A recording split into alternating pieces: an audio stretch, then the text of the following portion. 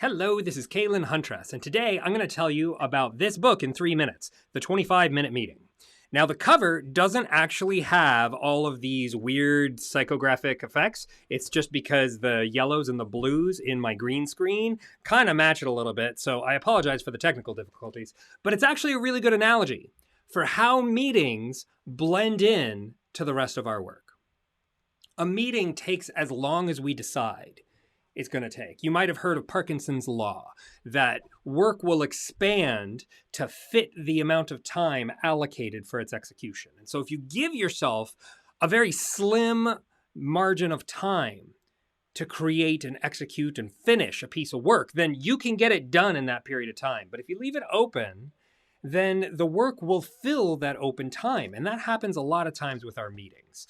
What Donna McGeorge has done is she's created a format that enables you to compress what needs to get done into a very specific, narrow band of time. In 25 minutes, you can get all the stakeholders involved and get all the ideas onto the group canvas and delegate what needs to be done. But you could also take 90 minutes to do it if you want. I like what she says here. She says the reason 25-minute meetings work is because people don't have time to overthink, overspeak, or overcomplicate, which you can do if you want to in a meeting.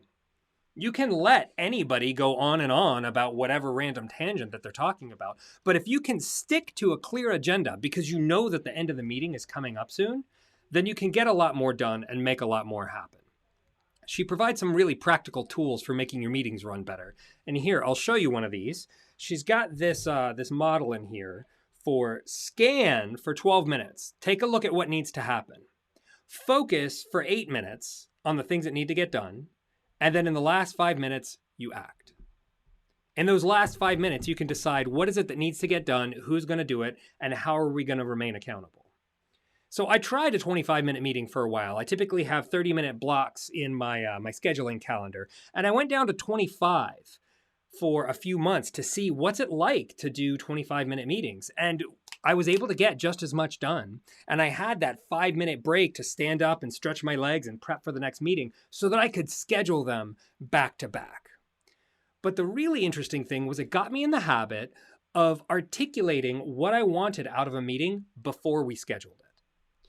So I would send an agenda with a calendar invitation, so that the person on the other side would know, hey, in this block of time, let's do this and this and this. And it got us all on track. So that's the 3-minute book chat for today. Have fun out there.